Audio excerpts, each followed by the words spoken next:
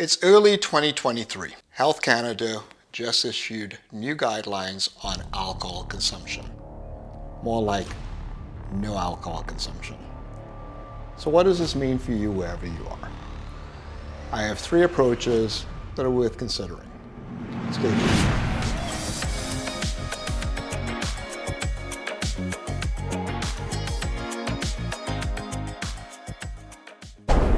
Greetings everybody. Welcome to Brian's Table. I'm Brian Singh. And yes, you are watching a video channel that promotes wine that is also having a discussion with you about consuming less alcohol. So I live in Canada, and early in 2023, our governing health body at the national level, Health Canada, issued a directive that says to reduce any health risks, if you drink 0 drinks a week, that has the benefit of better health and better sleep. 2 standard drinks per week, you're likely to avoid alcohol-related consequences for yourself and others at this level. But once you go to 3 to 6 drinks a week, you are at risk of developing certain types of cancer, breast and colon cancer, and it increases with that level. At 7 standard drinks, it says your risk of heart disease and stroke increases significantly at this level. Is this a surprise to me? No, it is not a surprise whatsoever. Back in 2011, the directive back then also called for reduced consumption of alcohol. Research over the last few years has indicated that their alcohol is just like any other drug. And now in Canada, where cannabis is legal, we now have choices between cannabis and alcohol as our preferred recreational drug of choice. So how do I reconcile promoting wine on this channel and seeming a little bit of a hypocrite, while at the same point promoting reduced use of alcohol? Well, truth be known, I have actually reduced my alcohol tremendously over the years. Yes, I have gone out there, I have worked on my WSET 3.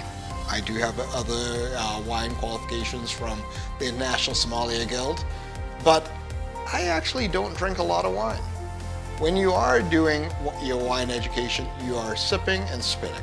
When I go out and I sample wine, I sip and I spit. And on occasion, when I'm with friends, yes, we'd have open a number of bottles of wine.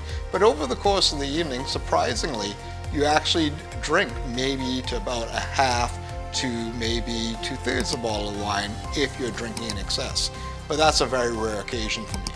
So given the reality of alcohol as a drug, yes, consumption of it does cause health problems. Is it still worth drinking?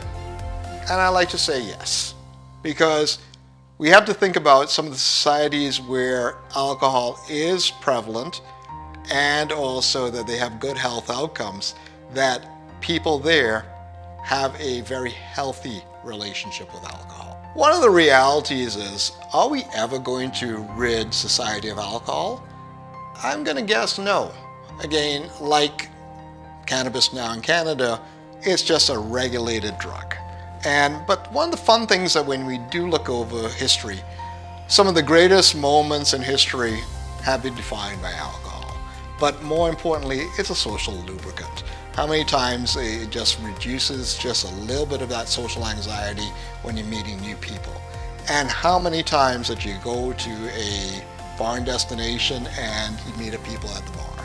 So don't deny yourself these experiences, and we just need to get to a better relationship with alcohol.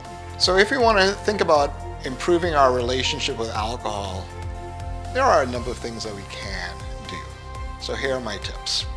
Okay, so number 1, and I'm going to list them off to the side here. First off, moderation and substitution.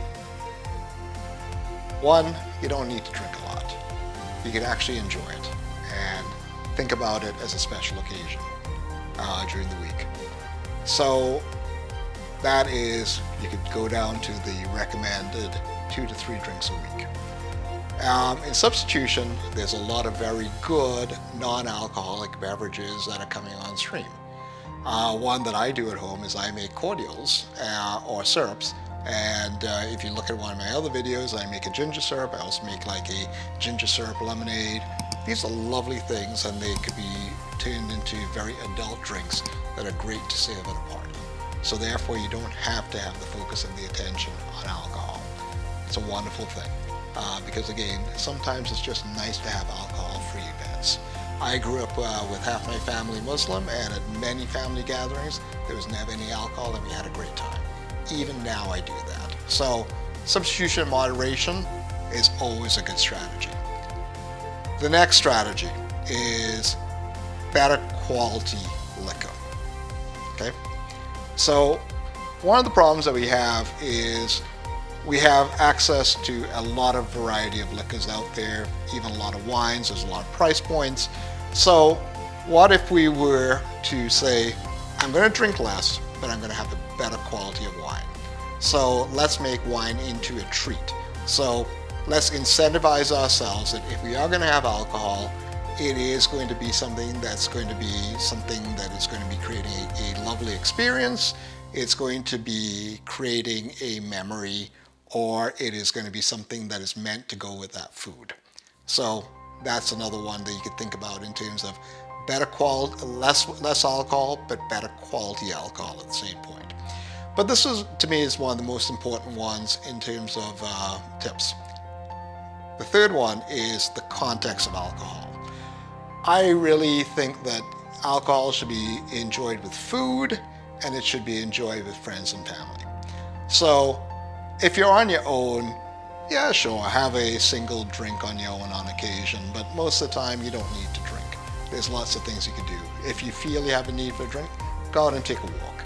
I got healthier, I've dropped a ton of weight. I'm not going to go back to that place where I was drinking maybe a bit heavier. I don't need to do that. So anytime I feel I need it to drink, it's a lot easier to go and exercise. Or it's easier to go and, as I like to do, maybe go shopping and create a new snack or a new syrup that I can enjoy on my own. But more importantly, most of the times I am having alcohol, it's with friends. We create a special meal. We also try to pair it with wine. We bring the context of alcohol to the experience. So if you follow some of these tips, substitution and moderation, buying a better quality alcohol or wine to actually go with the meal, and to actually look at the context in which you consume it, you will get to a place where you don't have to have alcohol all the time. You will have less. You'll have better quality alcohol. You'll have a better quality alcohol experience. And on top of that, you'll be eating a lot better food. You'll be exercising a bit more, and you'll put alcohol in the appropriate context and have a better relationship with it in your life. And I hope you do that. Thanks again for watching. And if you like what you're seeing, hit the like button and please subscribe. And in the meantime, go out there, discover new foods and drinks. Go out there and taste the world.